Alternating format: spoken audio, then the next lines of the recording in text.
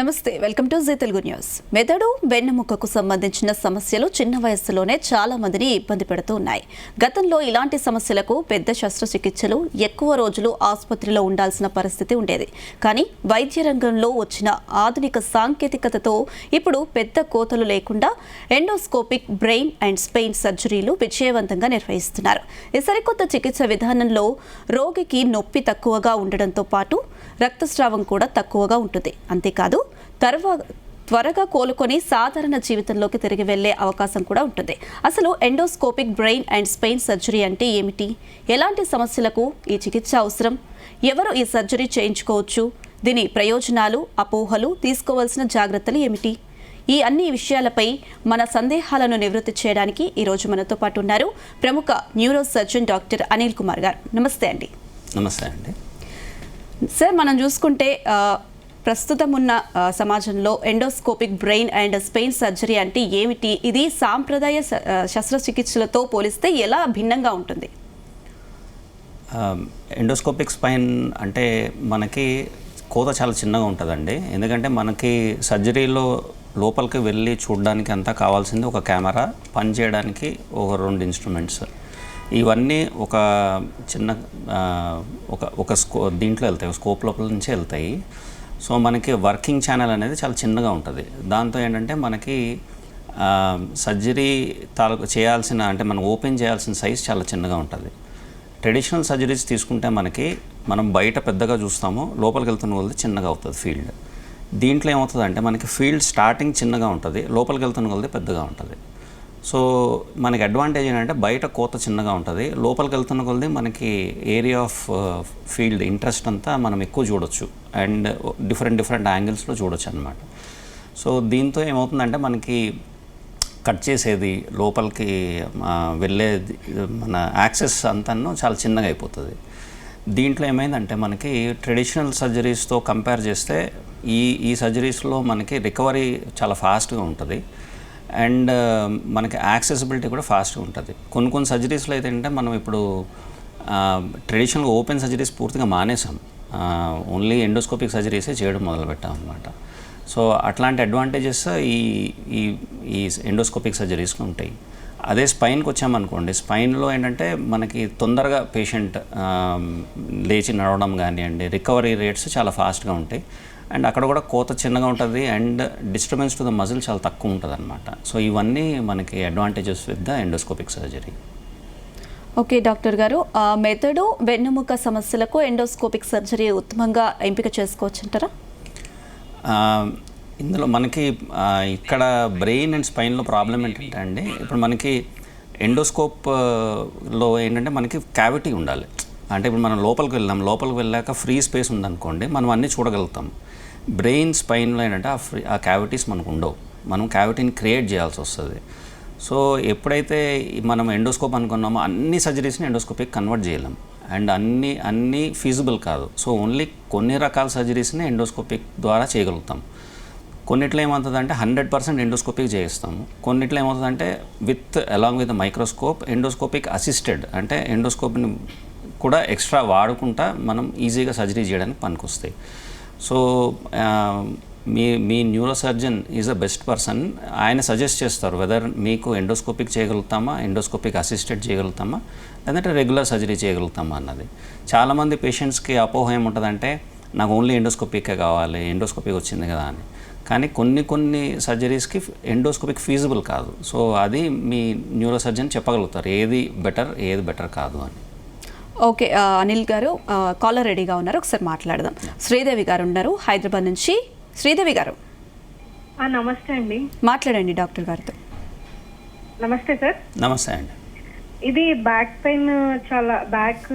Spain దగ్గర చాలా నొప్పిగా ఉండడం, ఎక్కువసేపు కూర్చొని ఉండడం వల్ల కాళ్ళవి బాగా నొప్పులుగా ఉంటున్నాయి సార్. నడుము నొప్పి ఉండడం, దానివల్ల అది పైకి కూడా స్ప్రెడ్ అయ్యి మెడ వరకు నొప్పి రావడం అంటే జరుగుతుంది. దానికి సొల్యూషన్ ఏంటండి? నార్మల్గా దీనికి ఏంటంటే ఫస్ట్ ఒకసారి ఎగ్జామిన్ చేస్తాం మనము, అంటే ఎక్కడి నుంచి ఈ పెయిన్ జనరేషన్ ఎక్కడి నుంచి ఉంది అని. అంటే మనకి పెయిన్ జనరేటర్స్ అని ఉంటాయి, ఒకవేళ నడుము నుంచి వస్తుందా లేదంటే ఇంకా పైనుంచి వస్తుందా అని.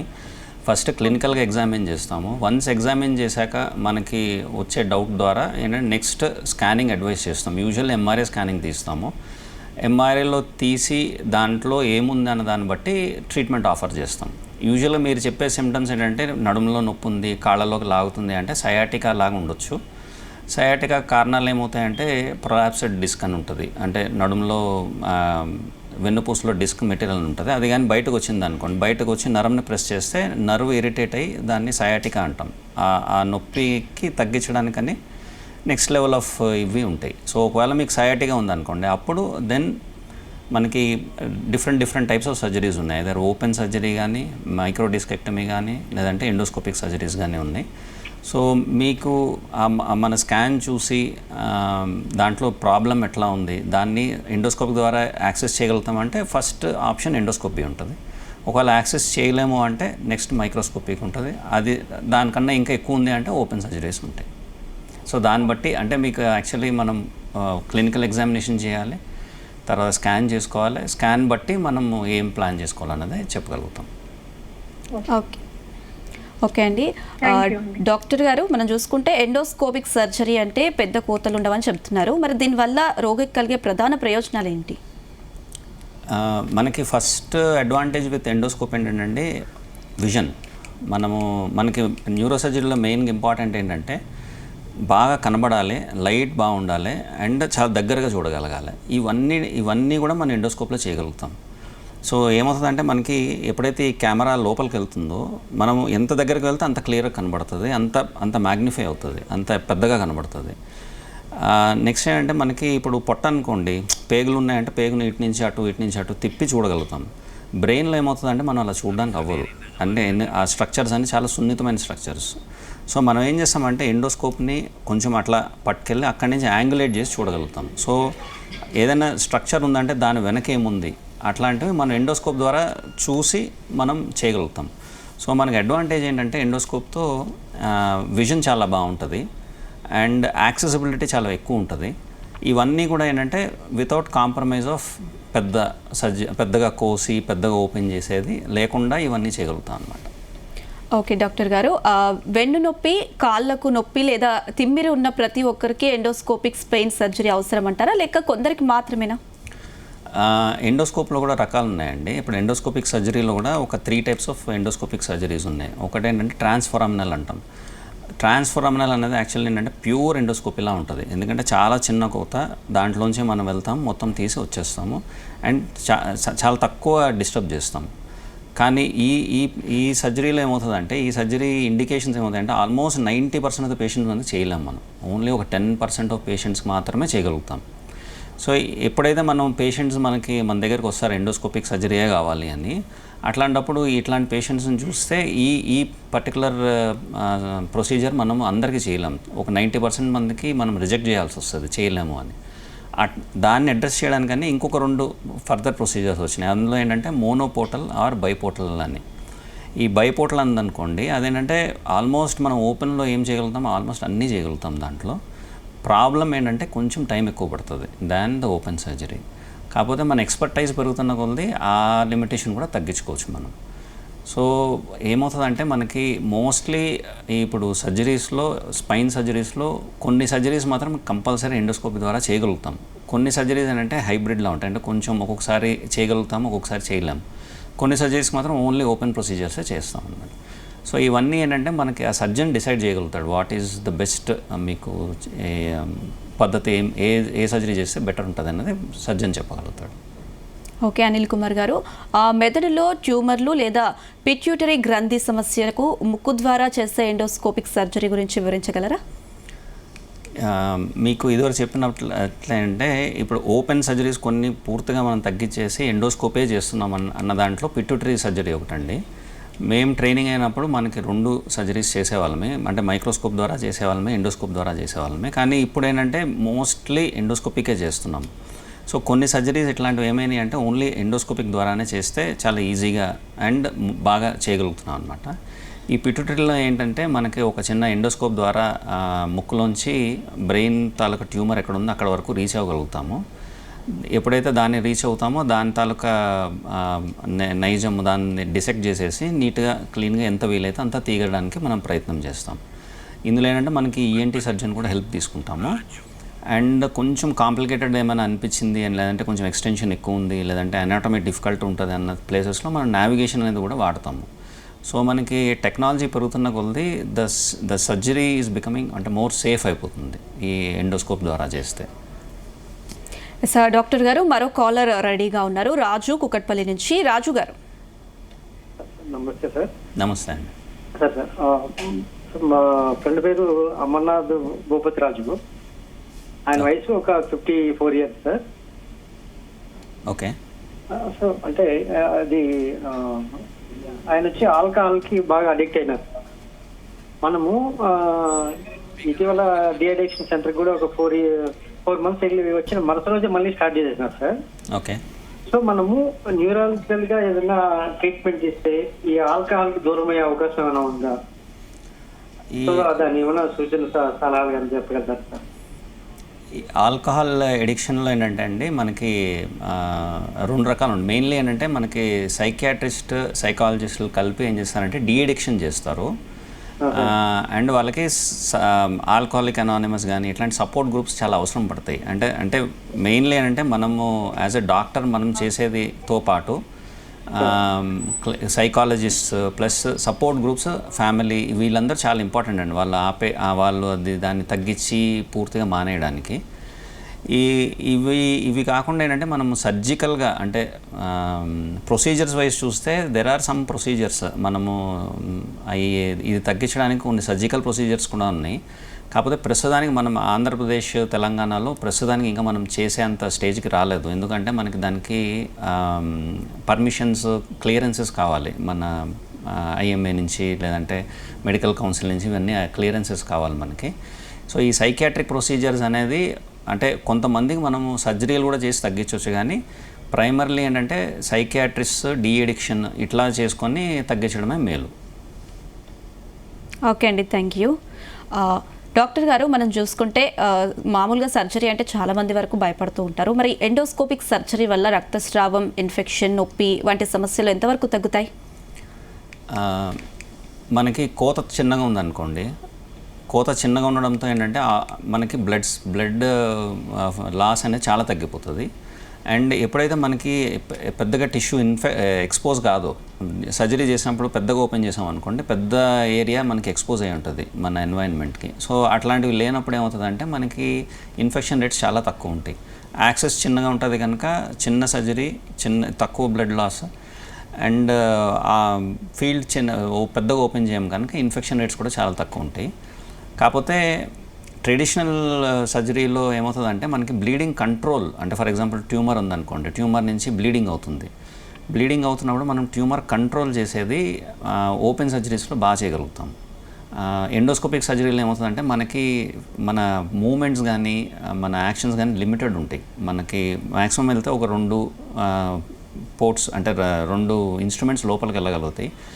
ఆ ఇన్స్ట్రుమెంట్స్ ద్వారానే మనం మొత్తం అంతా మ్యానిపులేట్ చేయడానికి వస్తుంది. సో అందుకనే ఏంటంటే మనకి మన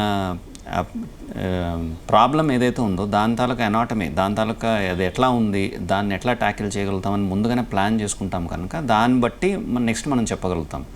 so as such open surgery కన్నా బ్లడ్ లాస్ చాలా తక్కువ ఉంటుంది. కానీ బ్రెయిన్ లోపలికి వెళ్ళాక లేదంటే ట్యూమర్ లోపలికి వెళ్ళాక కంట్రోల్ అనేది ఎండోస్కోపిక్ ద్వారా కూడా చేయొచ్చు, కానీ ఓపెన్ సర్జరీలో అయితే కొంచెం మనకి ఫర్దర్ ఈజీ ఉంటుంది. అట్లా కాకుండా మనకి ఓన్లీ ఒకే దగ్గర నుంచి వస్తుంది, లేదంటే మనం కరెక్ట్గా ఎక్స్పెక్ట్ చేస్తున్నాం పలానా చోట బ్లీడర్ ఉంటుందని, అట్లాంటి చోట్ల మనం ఎండోస్కోపిక్ ఈజీగా చేయగలుగుతాం. ఓకే అండి డాక్టర్ గారు, ప్రస్తుతం యువతలో ఎక్కువగా కనిపిస్తున్న డిస్క్ ప్రొలాప్స్ అలాగే స్లిప్ డిస్క్ వంటి సమస్యలకు ఈ టెక్నాలజీ ఎంతవరకు ఉపయోగపడుతుంది? ఎండోస్కోపిక్ సర్జరీ అనేది చాలా యూస్ఫుల్ అండి, ఎస్పెషల్లీ యంగర్ పీపుల్లో. అండ్ మనకి ఇప్పుడు వచ్చే రీసెంట్ అడ్వాన్సెస్ అన్నీ కూడా ఎండోస్కోపిక్ మీదనే ఉన్నాయి. సో మనము ఈ సర్జరీస్లో ఏమవుతుందంటే యాక్చువల్లీ ఫస్ట్ ట్రెడిషనల్గా మనం ఏం చేసామంటే ఓపెన్ సర్జరీ చేసేవాళ్ళం. ఓపెన్లో ఏమవుతుందంటే పెద్దగా ఓపెన్ చేసి ఎక్కువ బోన్ తీసేవాళ్ళమే. అంటే ఎందుకంటే మనకి లోపలికి వెళ్ళడానికి లోపల నుంచి డిస్క్ తీయడానికి యాక్సెస్ కోసమని ఎక్కువ బోన్ తీసి వెళ్ళేవాళ్ళమే. అది మెల్లగా ఏమైందంటే దాన్ని కొంచెం రిఫైన్ చేసుకుంటా మైక్రో డిస్కెక్టమీ అని వచ్చింది. మైక్రో డిస్కెక్టమీలో ఏమిటంటే మనము చాలా చిన్న బోన్ తీస్తాము, యాక్సెస్ అంతా మైక్రోస్కోప్ ద్వారా చేసి ఆ డిస్క్ని తీస్తాం. ఇందులో ఏంటంటే మనం కొంచెం మజిల్ని సెపరేట్ చేస్తాం. సో ఈ మజిల్ని సెపరేట్ చేయడము వీటి వల్ల ఏమవుతుందంటే కొంతమందికి పోస్ట్ సర్జరీ కొంచెం పెయిన్ ఎక్కువ ఉండడం కానీ, లేదంటే కొంచెం మొబిలైజేషన్ కొంచెం ఇబ్బంది అవ్వడం కానీ ఇట్లాగ అయ్యే ఛాన్సెస్ ఉంటాయి. సో దాన్ని కూడా అడ్రస్ చేయడానికి ఏంటంటే నెక్స్ట్ లెవెల్ ఆఫ్ సర్జరీస్లో ఏంటంటే మజిల్ని కూడా మనము తీయకుండా మజిల్ని స్ప్లిట్ చేసుకుంటా లోపలికి వెళ్ళేవి ప్రొసీజర్స్ వచ్చినాయి. ఇందులో ఏంటంటే ట్యూబులర్ డిస్కెక్టమీ అని ఒకటి వచ్చింది. రెస్ట్ మిగిలిన 2 ఏంటంటే ఎండోస్కోపిక్ డిస్కెక్టమీస్.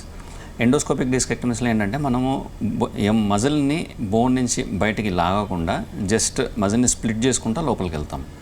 సో మనకి ప్రైమర్లీ ఎండోస్కోప్ కానీ ఇవన్నీ వాడకపోతే ఏమవుతుందంటే మనకి బయట నుంచి ఏం కనబడదు, లోపలికి వెళ్ళాలంటే అవన్నీ పక్కన తీస్తే కానీ కనబడదు.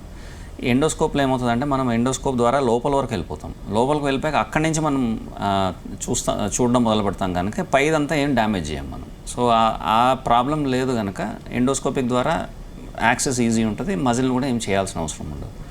వన్స్ లోపలికి వెళ్ళాక ఏంటంటే మైక్రో డిస్కెక్టమీ అవనివ్వండి, ఎండోస్కోపిక్ అవనివ్వండి, ట్యూబులర్ అవనివ్వండి, అన్నీ ఆర్ సేమ్. లోపలికి వెళ్ళాక మనం చేసే పని లోపల తీసేదంతా సేమే ఉంటుంది. సో యంగర్ పీపుల్లో ఏంటంటే మనం ఎండోస్కోపిక్ యూజువల్లీ సజెస్ట్ చేస్తాం, ఇఫ్ యాక్సెసిబుల్ డిస్క్ బాగుంది, బయటకు వచ్చింది, ఈజీగా తీయగలుగుతాము అని. ఒకవేళ కొంచెం డౌట్ఫుల్ ఉంది లేదంటే కొంచెం డిఫికల్ట్ అవుతుంది అన్న చోట్ల మనము ఎండోస్కోపిక్ బదులు ఐదర్ ట్యూబులర్ కానీ లేదంటే మైక్రో డిస్కెక్టమీ కానీ చెప్తాం. ఒకవేళ ఇవి కాదు ఇంకా చాలా డిఫికల్ట్ ఉంటుంది లేదంటే చాలా పెద్దగా ఎక్స్పోజ్ చేయాలి, ఎక్కువ బోన్ తీసి ప్రెషర్ని తగ్గించాలి, అట్లాంటప్పుడు ఓపెన్ సర్జరీస్ చెప్తాం. సో ఇవన్నిటికీ ఏంటంటే మనము ఒకటే పట్టుకొని ఇదే చేయాలి అని అనుకోకుండా మనకేంటంటే అన్నీ మన చేతిలో ఉంటే ఈజీగా మనం ఏది పికప్ చేసుకోవచ్చు అన్నది, అంటే పేషెంట్ టు పేషెంట్ మనము డిసైడ్ చేసుకోవచ్చు ఏది బెస్ట్ ఈ పేషెంట్కి అని. ఓకే డాక్టర్ గారు, మరో కాలర్ కూడా రెడీగా ఉన్నారు. సైదా నాయక్ మిర్యాలగూడ నుంచి. సైదా నాయక్ గారు, సైదా నాయక్ గారు టీవీ వాల్యూమ్ కొంచెం తగ్గించండి. సైదా నాయక్ గారు. నమస్తే అమ్మా. మాట్లాడండి సార్, సార్తో మాట్లాడండి. Hello madam. చెప్పండి మీ ప్రాబ్లం ఏంటో చెప్పండి. అవునమ్మా. టీవీ మ్యూట్ చేసి మాట్లాడండి. Hello madam. సైదా నాయక్ గారు టీవీ మ్యూట్ చేసి మాట్లాడండి. మా బాబుకు కొంచెం తలనొప్పి అంటాడు ఒకసారి. ఓకే ఓకే, టీవీ బంద్ చేయమంటారా? ఆఫ్ చేయండి, టీవీ ఆఫ్ చేసేయండి. చెప్పండి. డాక్టర్ గారితో మాట్లాడండి. అయితే మా బాబుకు ఒకటే తలనొప్పి అంటారు మేడం. Okay okay. తలనొప్పి 19కు పోయిన మంత్ 19కు యాక్సిడెంట్ అయింది ఆటో. ఓకే అమ్మా. హలో వినబడుతుంది, చెప్పండి, వినిపిస్తుంది, చెప్పండి సార్. చెప్పండి వినబడుతుంది.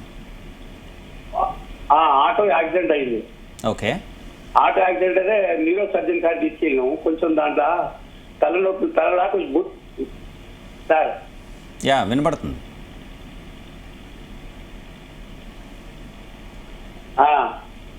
అయితే కొంచెం బోన్స్ కి తాకింది, కొంచెం ఈ బోన్స్ తిరిగింది. ఓకే. MRI తీయించలే,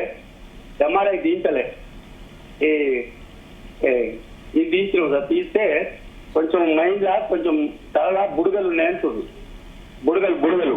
okay. అయితే నిన్న ఆడికి తీసుకెళ్ళినాం, ఈసీఎల్కి తీసుకెళ్ళినా హైదరాబాద్. ఓకే.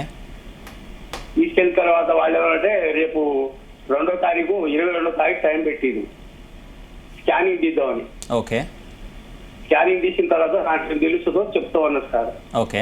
తలనొప్పి 24 గంటలు దెబ్బ తక్కిన కంటే తలనొప్పి ఉంది. ఓకే. దాని గురించి మీ సొల్యూషన్ ఏదైనా ఉంటే మాకు తెలపగలరని. దెబ్బ ఇప్పుడు మీరు అన్నట్టే ఏమవుతుందంటే కొంతమందికి దెబ్బ తాకినప్పుడు డెఫినెట్లీ పెయిన్ ఉంటుందండి. సో పెయిన్ ఎందుకు వస్తుంది అనేది చెక్ చేస్తాము. అంటే కొంతమందికి ఓన్లీ స్కిన్ అంటే చర్మం కట్ అవ్వడం వల్ల కానీ లేదంటే కిందన బోన్ ఎరగడం వల్ల కానివ్వండి, చెప్పండి సార్. ఆ కింద బ్రెయిన్ తాలూకు పొర ఉంటుంది, అదేమైనా కట్ అయితే ఇవన్నీ పెయిన్స్ వచ్చే ఛాన్సెస్ ఉంటాయి. సో మనం మెయిన్గా తెలుసుకోవాల్సింది ఏంటంటే మీ స్కానింగ్లో బ్రెయిన్ మీద ఏమైనా ప్రెషర్ ఉందా, బ్రెయిన్కి ఏమైనా డ్యామేజ్ అయిందా లేదా అని చెక్ చేస్తాము. అవేమీ లేవు అనుకుంటే మనం ట్యాబ్లెట్స్ స్టార్ట్ చేస్తాము, ట్యాబ్లెట్స్ కానీ ఇంజెక్షన్స్ కానీ పెడతాము. యూజువల్ ఏమవుతుందంటే ఈ నొప్పులు ఫస్ట్ చాలా ఎక్కువ ఉంటాయి, టైం ఇస్తున్న కొలది అంటే టైం పాస్ అవుతున్న కొలది మెల్లమెల్లగా తగ్గిపోతాయి. ద అదర్ థింగ్ ఏంటంటే మీరు లోపల వాళ్ళు స్కాన్ చేసినప్పుడు నీటి గడ్డలు ఉన్నాయని అన్నారు.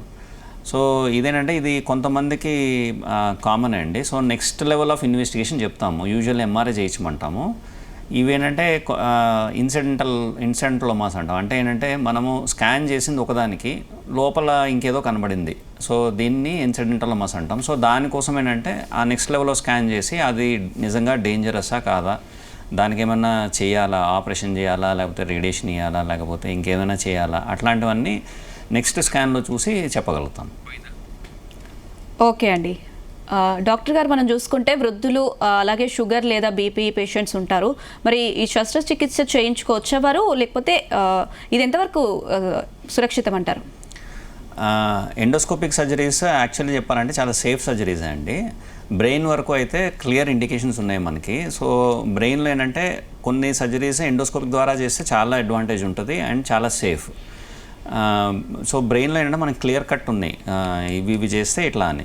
కాకపోతే ఏంటంటే నెక్స్ట్ స్పైన్కి వస్తే కనుక స్పైన్లో సర్జరీస్ ఎస్పెషల్లీ ఓల్డ్ ఏజ్లో ఏమవుతుందంటే మనకి రిస్క్ ప్రొఫైల్ చేసుకుంటాము. అంటే ఒక జనరల్ ఫిజిషియన్, కార్డియాలజిస్ట్, అనెస్థెటిస్ట్ వీళ్ళందరూ ఏంటంటే అసలు ఈయన పేషెంట్ ఆపరేషన్కి ఫిట్ అవుతారా, ఆపరేషన్ చేస్తే ఏమైనా రిస్క్ ఉంటుందా లేదా, ఇట్లాంటివన్నీ వాళ్ళు డిసైడ్ చేసి ఫస్ట్ మనకి చెప్తారు.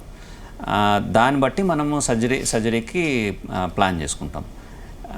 ఈ ఎండోస్కోపిక్ సర్జరీస్లో ఏమవుతుందంటే కొన్ని సర్జరీస్ చాలా ఫాస్ట్గా ఉంటాయి. సో మనం ఏంటంటే పేషెంట్ సేఫ్టీ ప్రొఫైల్ బట్టి మనము ఏ సర్జరీ చేస్తే బెటర్ అనేది చెప్తాం. కొన్నిసార్లు ఎస్పెషల్లీ స్పైన్లో ఏమవుతుందంటే కొన్నిసార్లు ఓపెన్ సర్జరీస్ ఫాస్ట్ ఉంటాయి. సో అట్లాంటప్పుడు ఏంటంటే మనము పేషెంట్ని రిస్క్ ప్రొఫైల్ చేసుకొని ఒకవేళ సేఫ్ అనుకుంటే కొంచెం లెందీ సర్జరీ అయినా కూడా తట్టుకుంటారు అంటే ఎండోస్కోపిక్ చెప్తాము. అట్లా కాకుండా కొంచెం ఫాస్ట్గా చేయాల్సి వస్తుంది, లేదంటే కొంచెం ఎక్కువ అంటే ఎస్పెషల్లీ ఓల్డ్ ఏజ్లో ఏమవుతుందంటే వాళ్ళకి ఒక దగ్గర ప్రాబ్లం ఉండదు. యంగ్ ఏజ్లో ఏమవుతుందంటే డిస్క్ లాంటిది ఏమైనా మెటీరియల్ వచ్చింది అనుకోండి, అది ఒక సైడ్ వచ్చి ఒక నర్వ్ని ప్రెస్ చేస్తూ ఉంటుంది. కానీ ఓల్డ్ ఏజ్లో ఏమవుతుందంటే వీళ్ళకి క్రానిక్ డీజనరేషన్ అంటే అవ్వడం వల్ల ఏమవుతుందంటే మొత్తం ఒక్కొక్కసారి అటు సైడు ఇటు సైడు లోపల అంటే చాలా డిఫ్యూజ్గా ప్రాబ్లం ఉండే ఛాన్స్ ఉంటుంది. ఎప్పుడైతే డిఫ్యూజ్గా ఉండే చాలా ఎక్కువ ప్రాబ్లం ఉందో మనకి ఒక్కొక్కసారి ఓపెన్ సర్జరీస్ చేసి బాగా క్లియర్ చేయగలిగేది ఛాన్స్ ఎక్కువ ఉంటుంది. ఎండోస్కోపిక్ ద్వారా కూడా చేయొచ్చు, కాకపోతే ఎండోస్కోపిక్ ద్వారా చేస్తే ఏంటంటే కొంచెం టైం ఎక్స్ట్రా పట్టే ఛాన్సెస్ ఉంటాయి. సో పేషెంట్ని రిస్క్ ప్రొఫైల్ బట్టి నెక్స్ట్ లెవెల్ ఆఫ్ ట్రీట్మెంట్ ఎట్లా చేయాలన్నది చెప్పగలుగుతాం. ఓకే డాక్టర్ గారు, మరో కాలర్ రెడీగా ఉన్నారు. లక్ష్మీదేవి ప్రకాశం జిల్లా నుంచి. నమస్తే అండి లక్ష్మీదేవి గారు. హలో, మాట్లాడండి డాక్టర్ గారితో. నమస్తే మేడం. మాట్లాడండి డాక్టర్ గారితో, చెప్పండి. హలో, నమస్కారం అమ్మా. నమస్తే అండి, నమస్కారం డాక్టర్ గారితో మాట్లాడండి. నమస్తే అమ్మా, చెప్పండి. నమస్తే సార్. నాకు నడుములు నొప్పులు వచ్చినాయి సార్. నా ఏజ్ 50 ఉంటుంది. ఓకే. కాలు అదే నమస్తే సార్. కాలు నొప్పి ఉంటుంది సార్. ఓకే. ఎక్కువ నడిస్తే కాళ్ళు తిమ్మిరి మాదిరి వచ్చి కొద్దిగా కింద పడేటట్లు ఉంటాను. ఓకే. అందుకు ఎక్కువ నచ్చలేను. ఓకే. అది చూపించుకుంటే కొంత లెక్క ఆపరేషన్ చేయాలన్నారు. ఓకే. ఆపరేషన్ చేపించుకోవాలన్నారు. దానికి కొద్దిగా అది చేపించుకున్నాను. ఓకే.